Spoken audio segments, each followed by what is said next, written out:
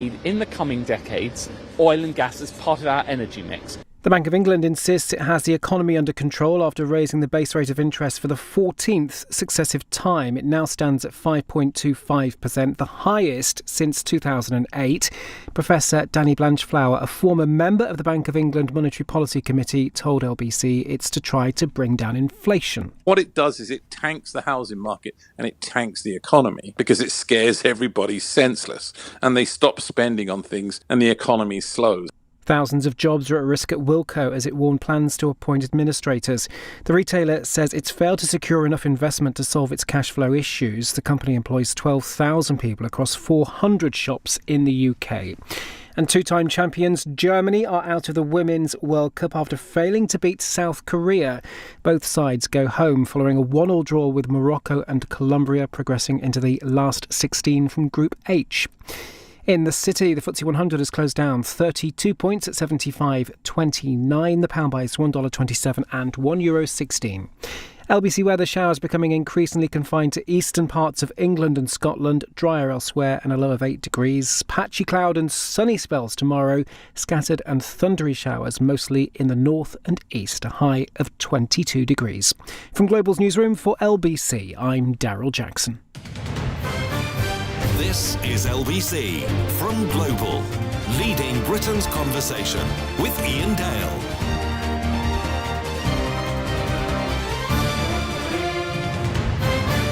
Hello, a very good evening to you. It's 3 minutes past 8 on LBC. If you've just tuned in, welcome to the programme. Maybe people tuning in on Global Player from Israel, because we have the Israeli ambassador to London, or to the Court of St James, as I should properly put it. Tzipi Hotovely. Tzipi, it's good to see you, or I should say Madam Ambassador, it's good to see you again.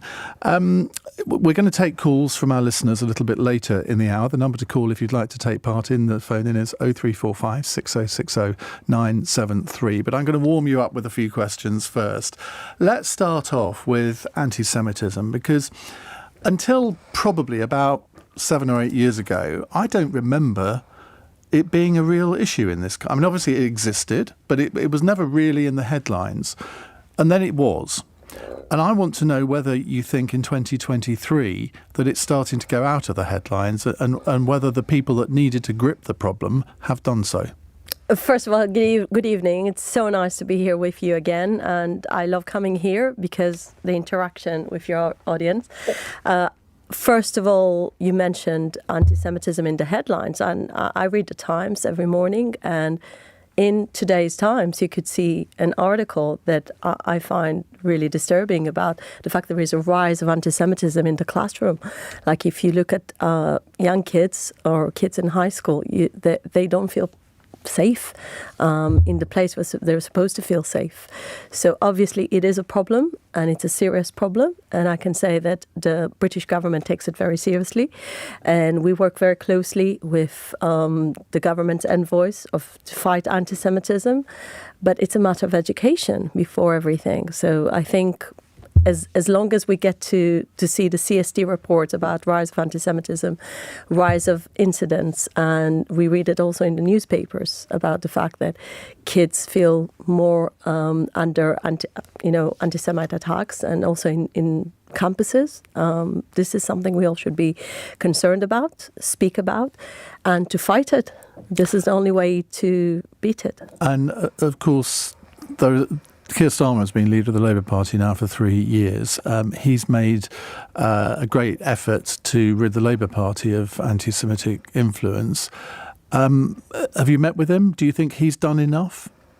I met Keir Starmer when our president came here for the King's coronation, and anti-Semitism was one of the issues being raised. And it's clearly that in the public sphere he's doing a lot in order to fight anti-Semitism. But I think we should see the broader picture, the fact that many people even don't understand that certain statements are under anti-Semitism, that it's racism against Jews.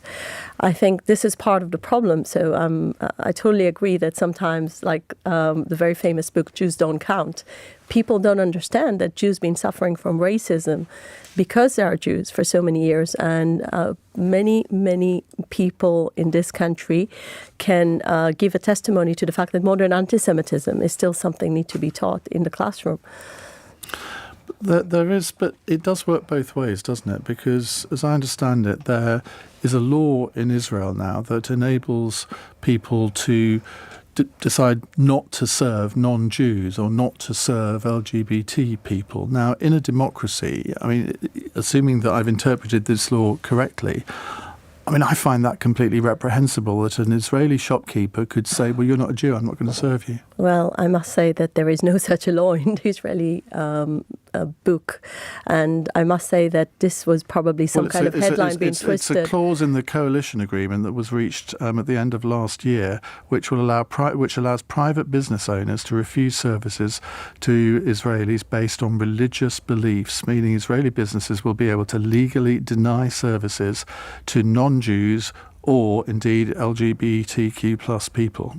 This is something that will never pass our Supreme Court, and I'm sure we'll speak a lot about the judicial reform. We will in a moment. And what I can tell you, there is no legislation like that. So even if it was, some people were thinking that something like this, which is totally outrageous. But isn't this proposed by your finance minister, Bezalel Smotrich? No, because it's not. Again, let's make a strong division between opinions of people and between the law. Israel is a country of rule of law.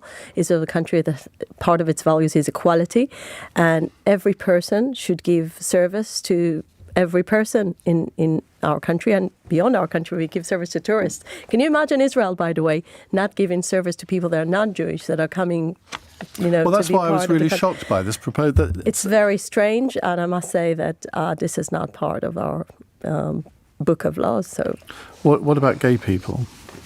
Well, I'm very proud of the fact that the Speaker of our Parliament is a very proud gay that brought his partner and his kids to the first session of Parliament that he was leading. And actually, Amir is a dear friend of mine, and I'm very proud of the fact he's the first Israeli gay speaker, and he was also the first justice minister that was a proud gay in this position. So I think it speaks for itself, the fact that one of the symbols of Israel, the Speaker of our Parliament, is publicly, officially coming to fight for the gay community person that is the representative of our Parliament. But would you accept that over the past few years that gay people in Israel have felt a little bit under threat? I mean, Tel Aviv is always seen as a very modern European-style city and very gay-friendly, but certainly there does seem to be a feeling that the gay rights agenda has gone back in Israel. Israel is the most vibrant democracy, as we love to say, and every person, every gender, I really think that everyone should feel safe for their liberal values. And if someone is worried what will happen with Israel's future, I'm here to guarantee Israel will always be a Jewish democratic country. And I truly believe that the liberal values are not under debate. Let's turn to the question of Palestine. And there's so many issues related to that we could talk about. But let's talk about the fact that more than 200 Palestinians have been killed this year in the occupied territories and in Gaza. The majority of these have been recorded in the West Bank. At least 26 people have been killed in Palestinian attacks against Israelis during this time. Now, 2023 is already the deadliest year for Palestinians in the West Bank since the United Nations began tracking these figures in 2005. What do you put that down to? Everything needs to have a context. And in the Israeli-Palestinian conflict, the context of the last year, if you're speaking about numbers, is that the Palestinian being killed, almost every single one of them, the majority of them, were terrorists. Terrorists that wanted to... Teenagers as well. Well, this is something that I want to be very clear about.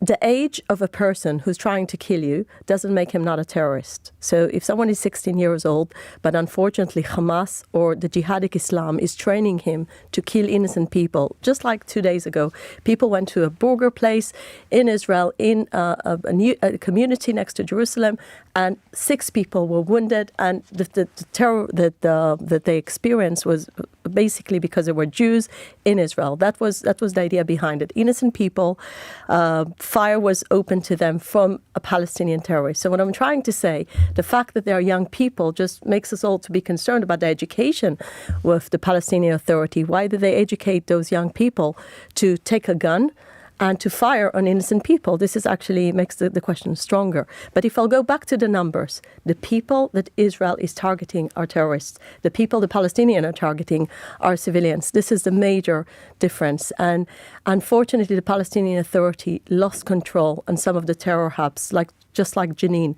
And this makes Israeli IDF, Israeli forces, work harder because they need now to get into places like Jenin in order to prevent future terror attacks. And this is what they're doing, because the duty of every country is, first of all, to defend its people.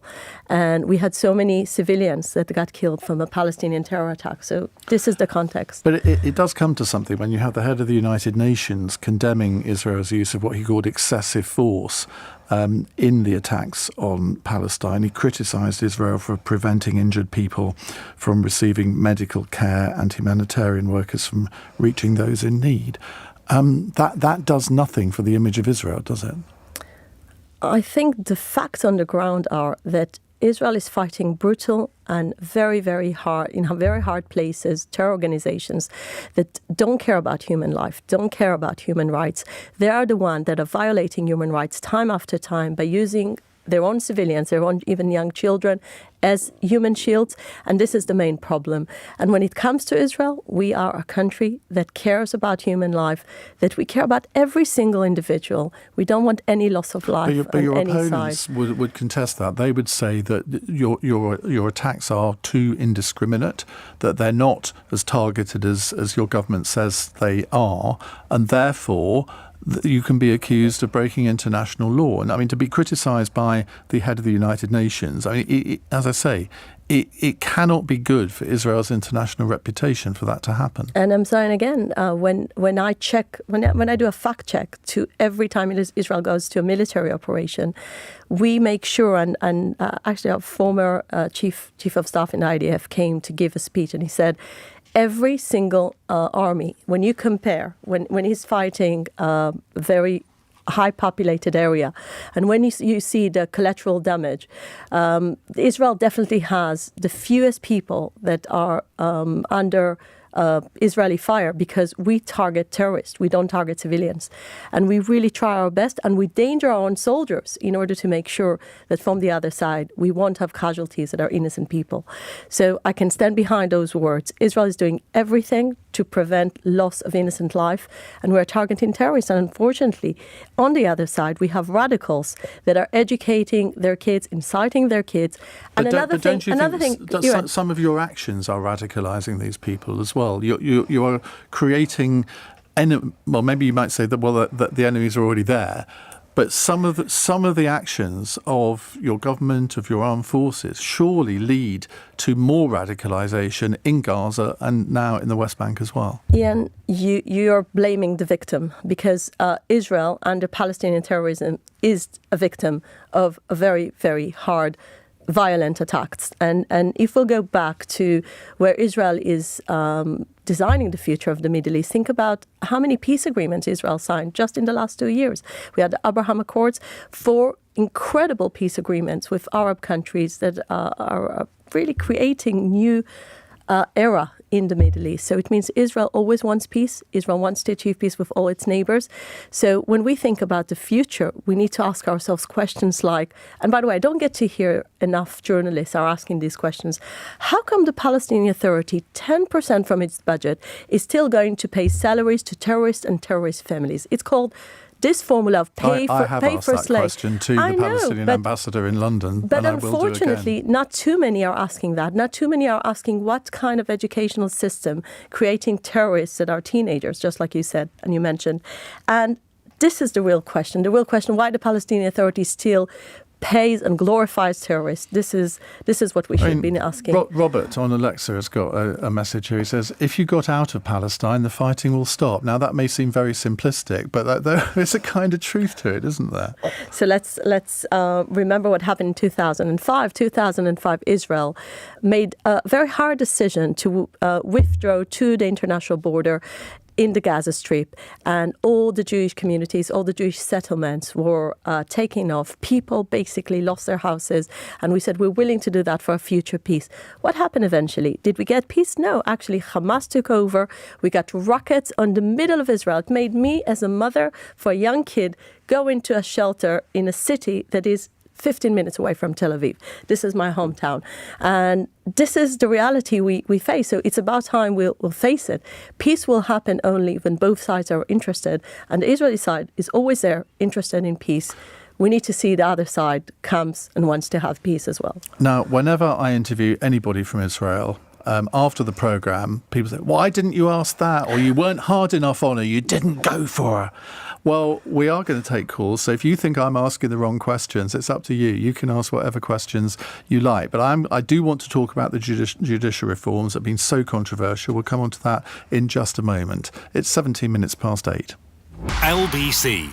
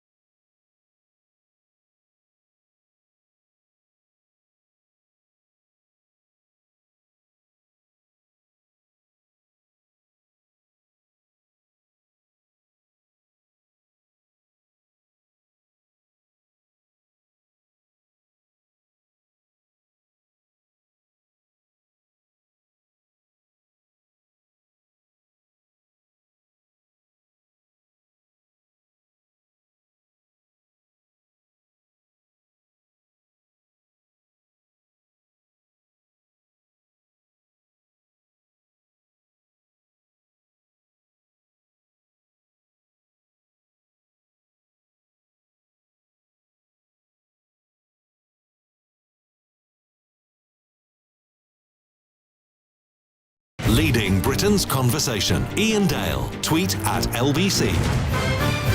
We have Tzipi Hotovely taking your calls in a moment. She's the Israeli ambassador to the UK. As I say, I want to talk about the judicial reforms in just a moment, which have caused such a large amount of protests in Israel over the last few months.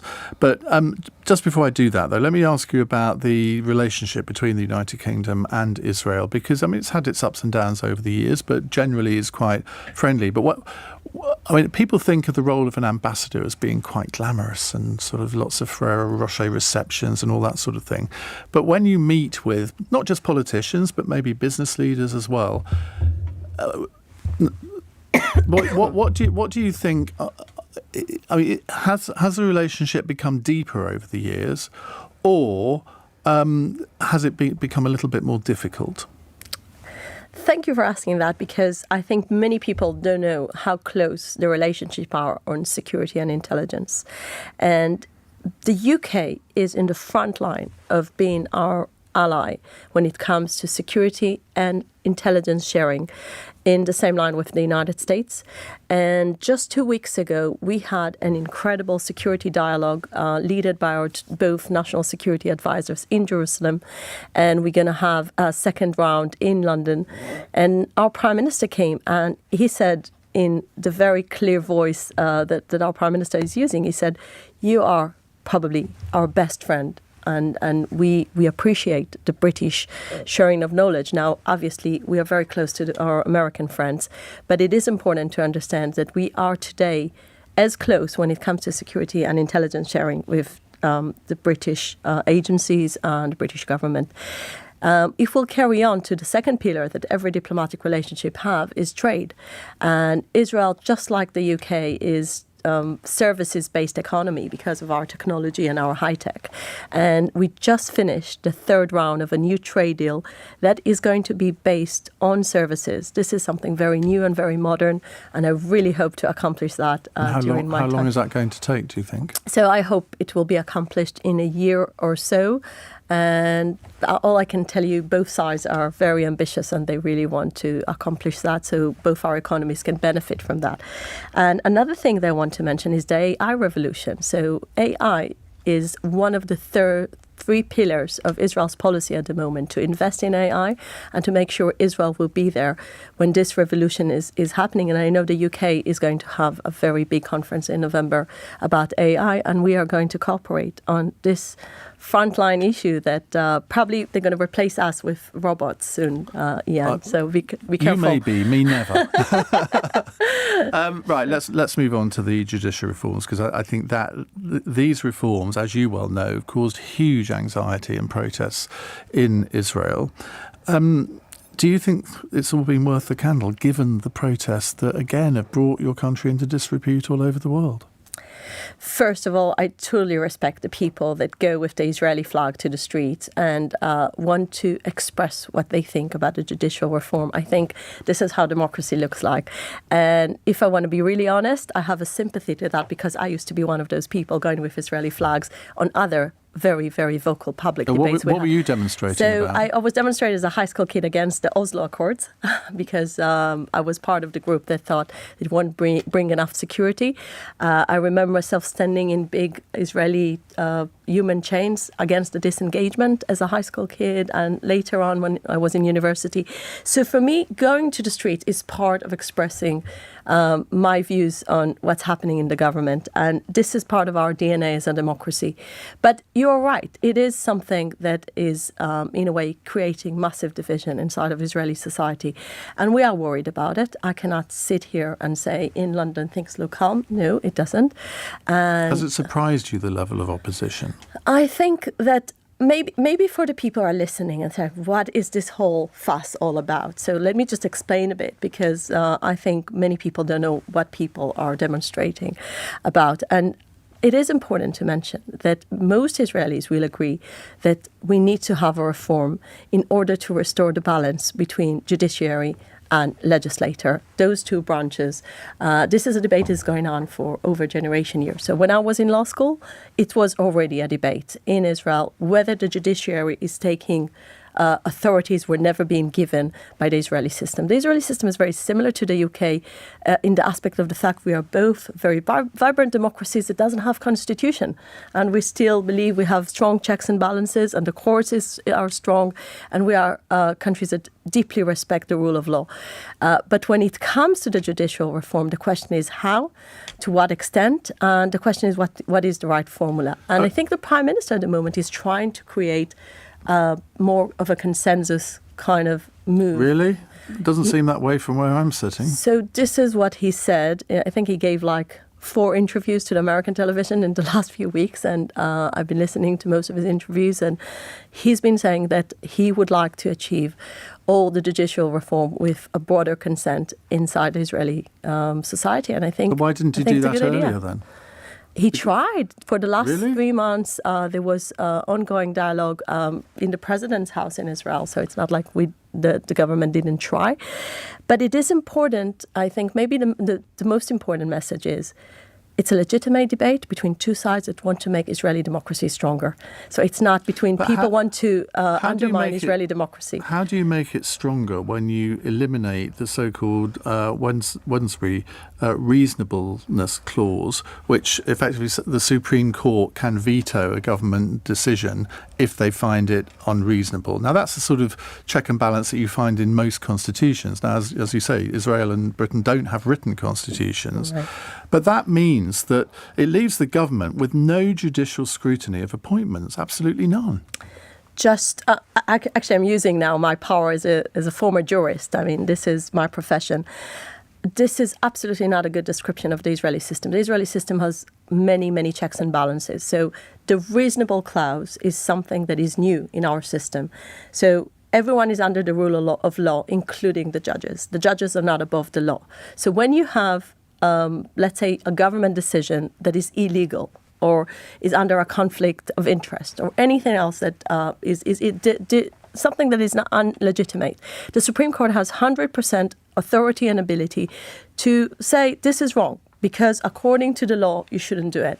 But when you're making something according to a standard that is not written, a standard that is in a way very, very flexible and very subjective, like reasonableness, you end up with not having something that people can understand what the law says, what the law doesn't say. And this was this whole concept of reasonableness in our system. And I think many people felt that this is not the proper way of interpreting legislation. The Prime Minister felt that, didn't he? I mean, quite clearly. But again, I mean, you can correct me if I'm wrong, but I don't remember seeing any groundswell of public opinion in Israel protesting that this was an outrageous part of the Supreme Court actions. I mean, it's the Prime Minister that has driven this, and we can see why, can't we? Going back to the academic debate around it, so for many years, many people said this is not the way courts should interpret law when you don't have a constitution.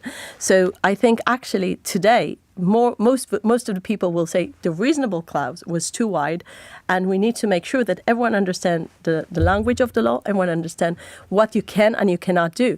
And I think it actually makes the law more clear, and to politicians, the boundary is very clear. Well, let's be clear. Who can scrutinise government appointments now? Definitely the Supreme Court, and it's not like it can't. Yes, of course. I mean, even after this reasonableness, there are still parameters when some kind of decision is not under, but we have standards for everything, and when it's not under those standards, it can still criticize it. So who would be able to stop your Prime Minister from bringing a convicted tax felon back as Minister of the Interior, which the court ruled illegal, and he says he's going to do? So I'm saying again, the Supreme Court will have lots of checks on the Israeli system.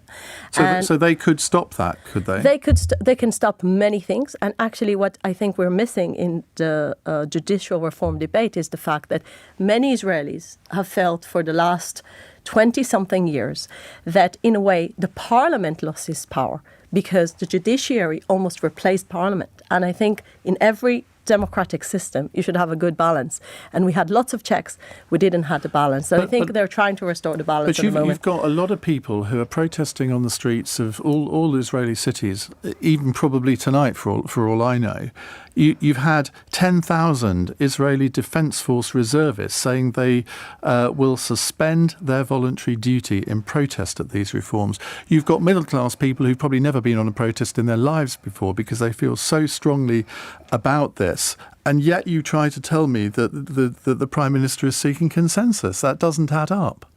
I'm saying again, this is, in my opinion, the right way in democracy when you want to express what you think about government decisions is to be vocal about it. So I think this is actually how democracy looks, not Fine. But you've got a Prime Minister who is about to be on trial on corruption charges, talking about sort of the legal system. Now, a lot of people suspect that this is all about getting him off these charges in the end. Well, in order to understand our system, the 3 judges being appointed to be his judges to the court has nothing to do to changing and making this reform, because eventually those judges been selected already, and they are. I don't want to discuss now Netanyahu's trial, because this is, again, a legal process been going on. But it won't affect again, it. you see the optics of it, don't you? I mean, from the outside. I mean, if it was in this country, he wouldn't be Prime Minister, because you could not be Prime Minister on these kind of charges. I know you're a close political ally of his, and I don't expect you to get into the legal aspect of it. But again, from the optics point of view, it doesn't show Israel in a good light. I think from the optic point of view, it's important to understand that according to Israeli law, the legal procedure should finish till we know what exactly are the charges of any prime minister. And we had prime ministers in the past going through this kind of process. And it's important to remember that at the moment, there is a government in Israel that wants to have more wide consensus agreement and move forward with that. And I truly believe that the Prime Minister is interested in a wide consensus around the reform. And we need to listen also to the people. I mean, everyone thinking about the one side that is coming to be against the reform, we forget the massive demonstration that was just lately to support the reform. So it's not like it's one-sided. There are people that are supporting the reform. There are people that are against the reform. And altogether, I think the majority of Israelis understand that some kind of reform should happen, because the courts in the last 20-something years were becoming superpowers. And we need to have the balance. Well, you might want to ask questions further on that subject, or indeed anything else. We're going to come to your questions in just a couple of minutes' time. It's 8:31. Let's get the news headlines with Daryl Jackson. Donald Trump's expected to enter a not guilty plea when he answers charges that he worked to overturn the presidential election in 2020. The former US president arrived at the courthouse in Washington to face 4 counts, including conspiracy to defraud the US government. The Bank of England's put more pressure on mortgage holders. They put interest rates up to 5.25% to try and control inflation. And 12,000 jobs are under threat at homeware store Wilko. The company says it intends to appoint administrators. LBC weather: showers becoming increasingly confined to eastern parts of England and Scotland, drier elsewhere, and a low of 8 degrees. LBC.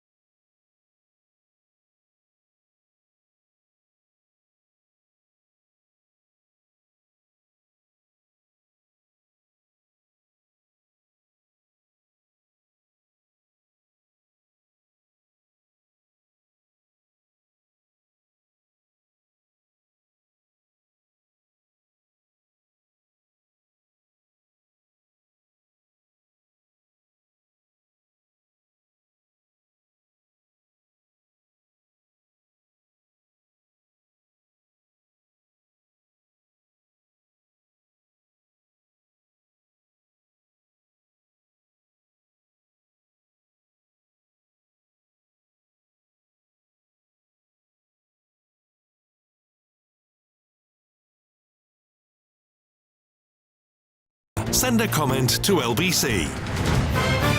It's 8:34. You're listening to Iain Dale. I'm with Tzipi Hotovely, the ambassador from Israel to the UK, and she's about to take your calls. This is where I stand back a little bit, I hope anyway, so you can put your questions to the ambassador and we'll try and fit in as many as we can between now and 9 o'clock. And don't forget, if you're not watching us on Global Player, I think you should switch us on because we're both fine-looking people.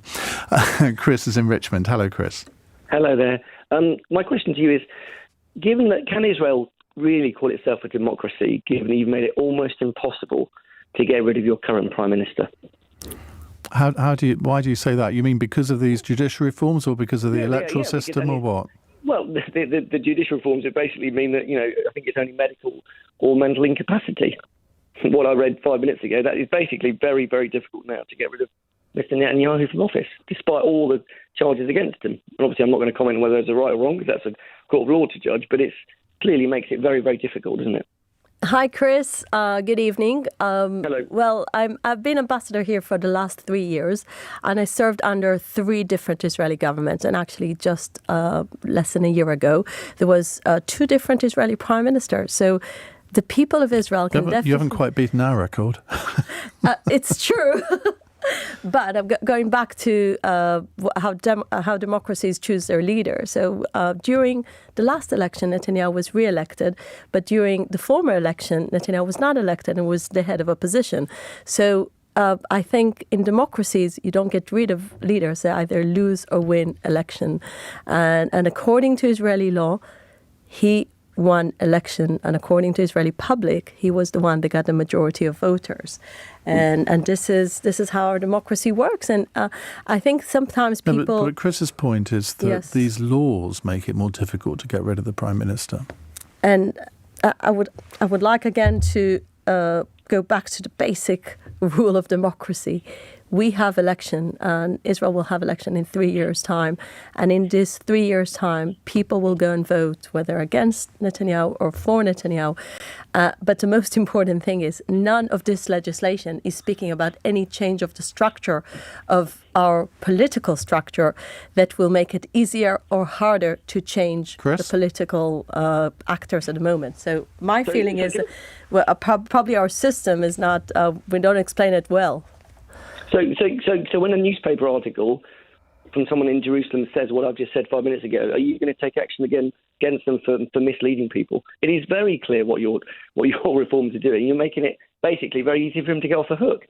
So and it's your argument that, the voters can vote on it in 3 years' time, even if he's actually convicted of bribery and corruption or embezzlement or whatever it is. It doesn't matter.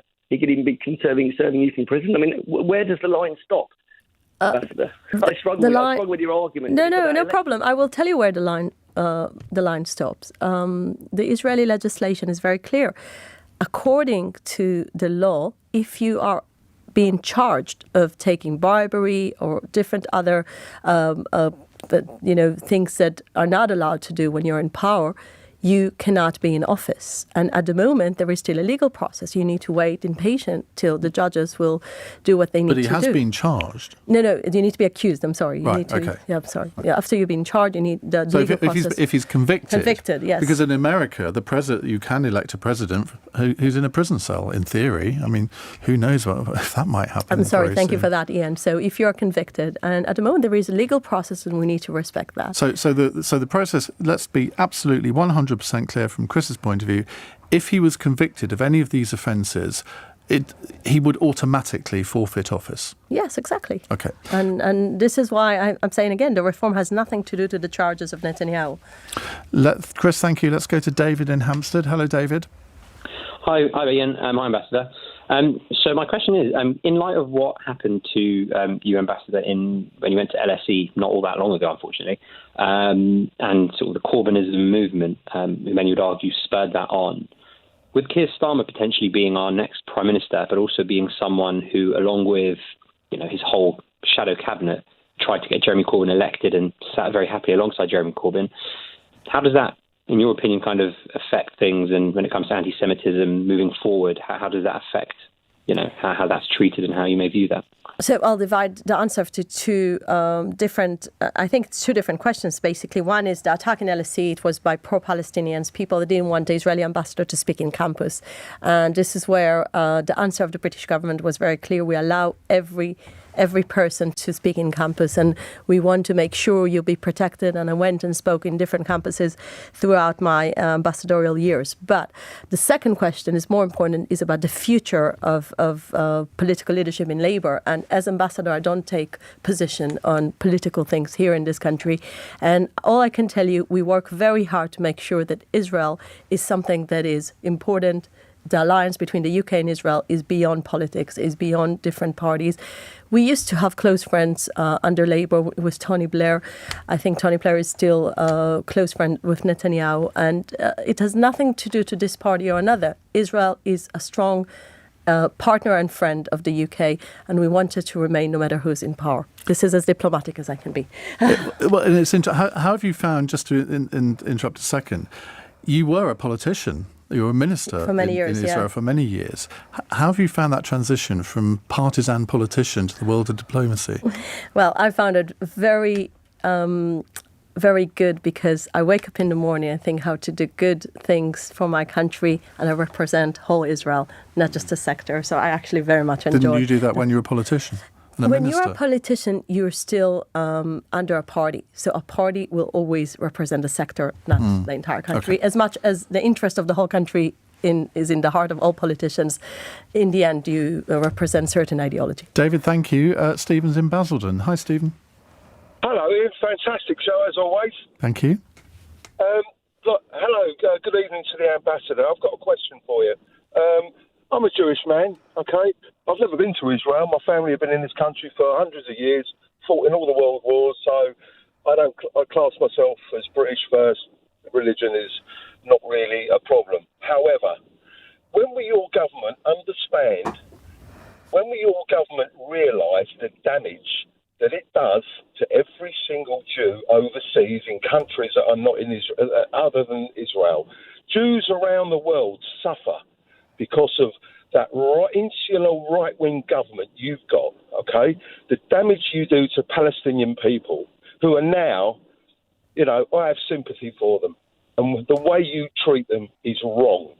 Very, very wrong. And you can talk about the rockets, you can talk about whatever you want, but ultimately you've brought this on yourselves. It's all been brought on by yourselves. And there is absolutely no care there for anyone else around the world who happens to be Jewish and has to take the brunt, the results, pay the bill for what your right-wing government does.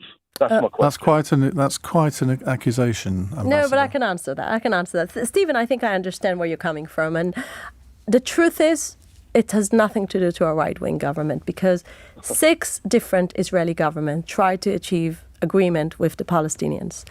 They all failed. So we had Ehud Barak, left-wing leader. We had Ehud Olmert, was willing to divide Jerusalem and even to give up the Western Wall. We had so many other governments, just like the former one with Naftali Bennett and Yair Lapid. They were willing to negotiate with the Palestinians as a liberal government, and the Palestinians never came and never were willing even to speak to them. So this is the reality. The reality is different Israeli governments try to achieve peace with the Palestinians, but the leadership of the Palestinians refused time after time either to negotiate or to make a deal. And it's important because sometimes people forget that it hasn't been a right-wing government all the time. Actually, if we go back 30 years, it was quite balanced between left and right in our democracy. So we had right-wing governments, we had center governments, we had even unity governments. So they all failed to achieve that. So if you repeat on something and you try again and again, and different political actors and different governments fail to achieve, you need to ask yourself, what about the Palestinians to come and to sit and negotiate and to be willing to have peace with the Israelis? This is, I think, what is missing from the discourse. Well, let's add something into Stephen's question here. Stephen, thank you for that. Omar has texted this. Yes. Can you please ask the ambassador, why does Israel continue with its suppression and inhumane treatment of Palestinians? Can Israel justify its continuously expanding illegal settlements within Palestinian territories. And I think that last bit is kind of what Stephen was referring to, in that they are illegal settlements, and yet they're actually being encouraged by people who are within the Netanyahu government. I'm so happy you're asking about settlements. So the settlements. You sure? Yes, because the settlements are based, basically some people think Jerusalem even is a settlement. So Jerusalem, the Golan Heights, Judea and Samaria. There are no places in the world that Jews are connected more to these places. They're more connected there to Tel Aviv. Tel Aviv is a modern city. Judea and Samaria are places where Jews lived 3,000 years. So we're talking about places that Jews always used to live, and they take 3% of all this land under debate and under conflict. So let's make also check with reality. When Israel withdrew from the West, when Israel withdrew from Gaza Strip, when Israel took off all those settlements, did we achieve peace? The answer was no. So settlements were never obstacle to peace. And in terms of the legal duty, so we feel very much connected to Judea and Samaria. According to the international law, there is a debate whether Israel can build settlements or not. But we definitely, all Israeli governments agree that no place Jews are more connected than Judea and Samaria. Well, fair enough, but settlements continue to be built on the West Bank. There are UN resolutions which you continue to defy on this. And previous Israeli governments have respected the UN resolutions and international law on this, but this government doesn't. I think this is a bit of misunderstanding, because I've seen Israeli governments throughout the last 20 years. They all had the same policy. We want to achieve peace with the Palestinians. All the Jewish communities... But you just provoke them by building new settlements. We don't, because this is not the obstacle. Because if this was the obstacle, we would have achieved better life from both sides. Well, there are lots of obstacles, but this is an important one. And if Netanyahu tomorrow committed not to build more settlements, I mean, maybe had a law which the Supreme Court would endorse, he says cheekily, that might be a sign to the Palestinians of the intent of the Israeli government to want genuine peace. Let's have even a short memory. Just lately, just less than a year, we had a government that didn't said settlements will be its thing. Did we see the Palestinians coming to negotiate? Did we see the terrorism stop? No. This is the real obstacle to peace. The real obstacle to peace is the fact there is still terror actions against Israelis, that Israelis are saying, wait a second, if we removed all the settlements from the Gaza Strip and all we got is more rockets, more terror, more violence, then what exactly do Palestinians want? So definitely, I can say that those settlements are not the obstacle, and Jews are connected to Judea and Samaria. So I think under Israeli governments, everyone will say Jews can live in Judea and Samaria. Right, we will be taking more of your questions in just a moment. It's 8:47. LBC.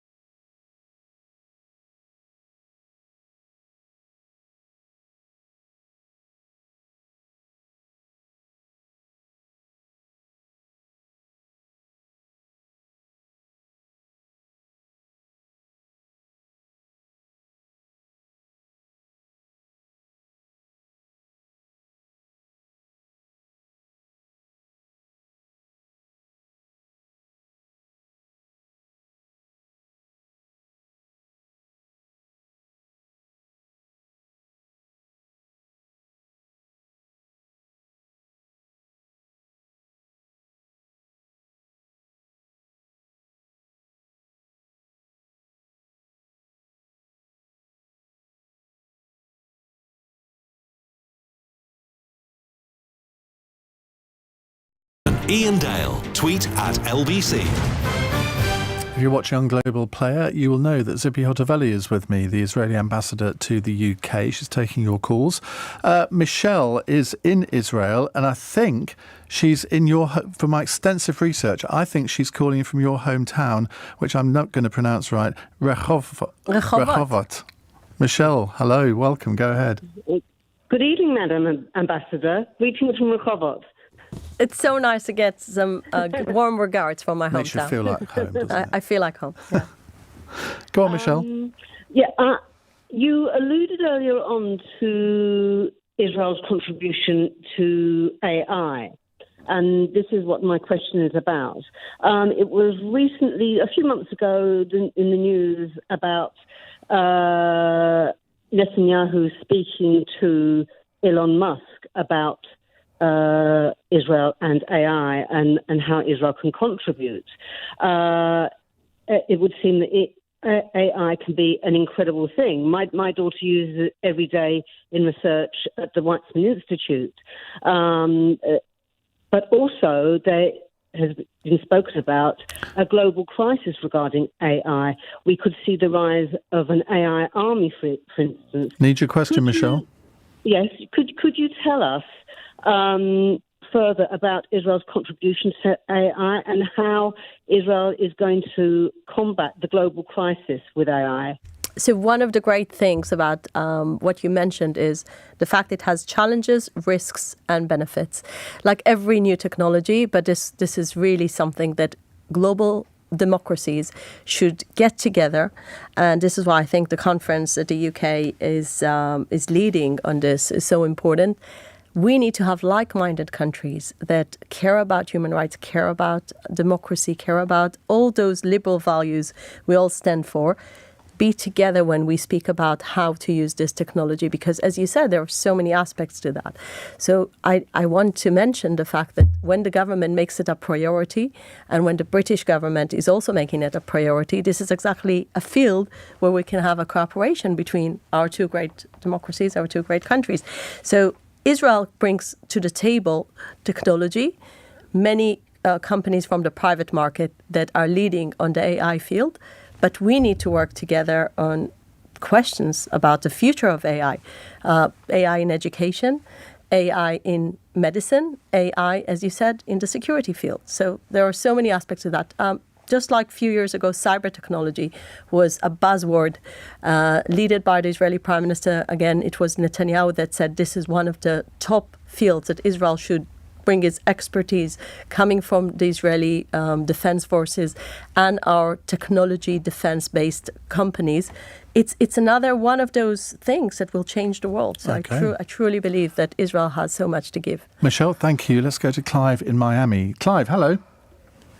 Hi. The ambassador says there can only be peace when both sides want peace, and that Israel always wants peace. My question is, what would be a more effective peace? A two-state solution or granting Palestinians full Israeli citizenship? So this is a question that you could ask Tzipi, the politician. Because you're asking Tzipi, the ambassador, I can only tell you the government's policy. So the government's policy at the moment is that in order to achieve peace, there are a few obstacles. The first obstacle is the fact the leadership of the Palestinian is divided at the moment. So let's say you want to have a deal with the Palestinian Authority, that you can't have the one that sits in Gaza with Hamas. So to begin with, you need to have leadership in the other side that is legitimate, that is not under so many years of not having internal election. The fact that you have so many other alternative groups happening in the Palestinian, like the jihadic Islam getting stronger, this Iranian support, I think we've been talking almost for an hour, I didn't mention Iran. So Iran is probably the biggest threat to the region and also to Western democracies. And we need to mention the fact Iran is one of the biggest influencers in our region, and it's a big danger. So we need to make sure that, first of all, Palestinian leadership is united and not divided. The second thing is education. Whether we will have leadership that is willing to speak to Israel depends also on the mindset of, just like we've seen other Arab countries saying, Israel is actually a friend and asset, not an obstacle in our region. This should be the mindset also from the Palestinian but side. Clive's question, with respect, was what would be a more effective peace, the two-state solution or granting Palestinians But I'm saying again, Israeli I cannot, as a citizenship? diplomat, I can just give you the policy. The policy of the government is it still, I mean, is there a willingness to consider a two-state solution? Because I know what Tzipi the politician would say to this. I know, but this is why I'm not in a politician chair. No. And at the moment, I can just say on behalf of the Israeli government, we want to achieve peace, but we know at the moment the Palestinians are still in a point where they cannot deliver and they're not willing even to sit and negotiate. But what is the Israeli government position on a two-state solution? I think the position is it's at the moment, we're so far from that, because in order to achieve any solution, you definitely need to have direct negotiation. And at the moment, there is no leadership on the other side that is even willing to negotiate with the Israeli side. I mean, I'm reading into that the Israeli government has effectively given up on this two-state solution. I'm sure if you would have interviewed the Palestinian the ambassador, he would have said, as he said, I think publicly many times, he's not interested in the two-state solution. So you need to understand also that is from true. the Palestinian side, it was said so many times that they're not interested. And by the way, personally, if you ask me something I can say as a diplomat, I truly believe the future will lead us to very creative solutions. And the most important thing behind it will be the willingness of the two people to live with each other. I think everyone needs to rewatch the episode of The West Wing where President Bartlet brings about a solution between the Israelis and the Palestinians, all within 60 minutes. I didn't watch it. I should. Oh, you I watched should. The Diplomat, which was the Netflix show. Yeah. Well, this is it was quite something, this episode. Was it realistic? I can't. Well, it's slightly idealistic, but it's worth a watch. Right, Catherine is in Muswell Hill. Hello, Catherine.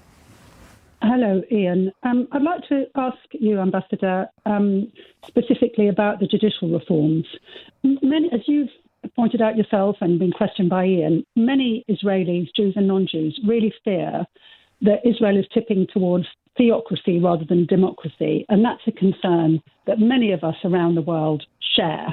What are your views on that? I fear that in a lot of the questions you've been asked and where you've answered them, you're minimising that concern. You're saying, oh, it's very healthy to see people demonstrating on the street.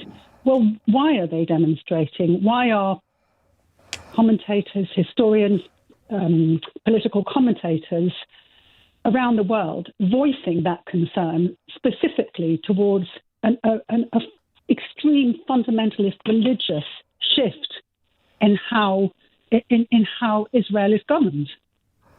And it is tipping towards a theocracy.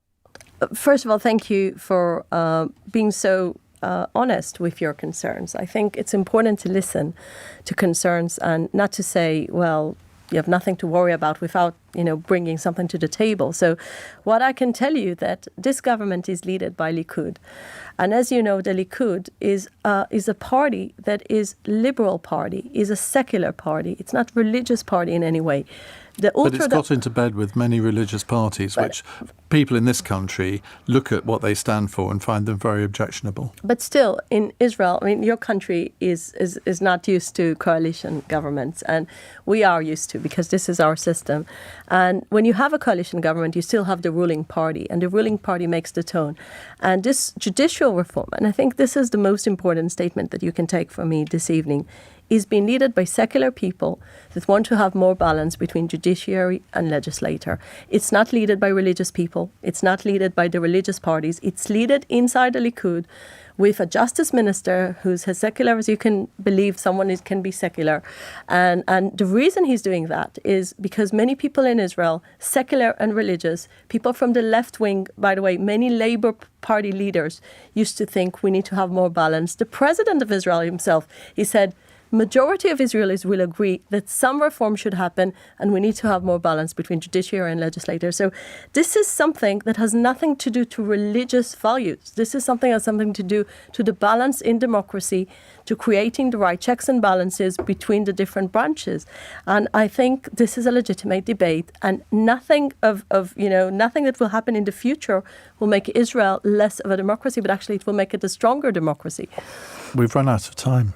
Shall we finish off with a very uncontroversial question? Please. In your 3 years in the United Kingdom, what's been the best place you've visited that you've enjoyed most? Well, now I have a different answer than I had 3 years ago. Okay, I will say both. So 3 years ago, I spent a summer in the Scottish Highlands. It was just magical. But just lately, we went to Cornwall. And probably one of my favourite places in the world will be Tintagel Castle, because I love King Arthur's legends. And because you do get around the country quite a lot in your job. I try. It's not just London. I try more. I mean, I should be travelling more, but I think the countryside is beautiful. Well, all I can say is come to Norfolk. It's even nicer than Cornwall. I'll take your recommendation, Ian. I'll visit Norfolk next time we'll meet. I'll tell you how Marvellous. it was. Tzipi Hotovely, thank you for joining us. If you hadn't worked it out already, she is Israeli ambassador to the UK. Now, keep your calls coming. The ambassador is leaving us now, but I want to spend the next hour talking about Israel and really digging into some of the issues that we've talked about with the ambassador over the last hour, and maybe get some more of your views on the judicial reforms, the likelihood of any kind of peace talks taking place over the next couple of years. What is the American role in this now under President Biden? I mean, there were things that actually were happening under President Trump. What if he comes back into the White House? And of course, big news in the next hours, that Donald Trump is actually appearing before a court, and we're going to bring you the latest on that as well. But more of your calls on Israel and Palestine coming up in just a moment. 0345 6060 973.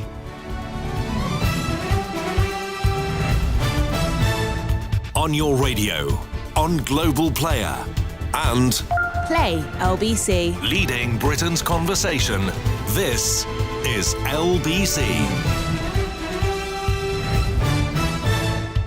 From Global's newsroom.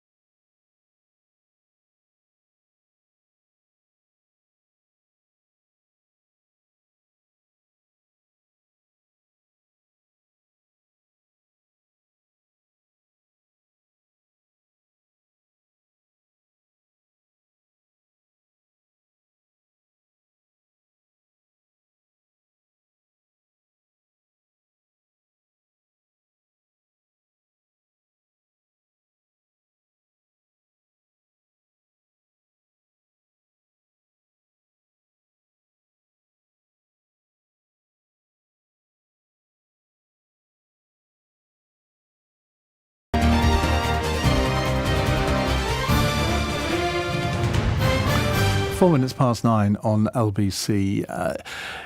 We've just spent the last hour with the Israeli ambassador, and I know from past experience that whenever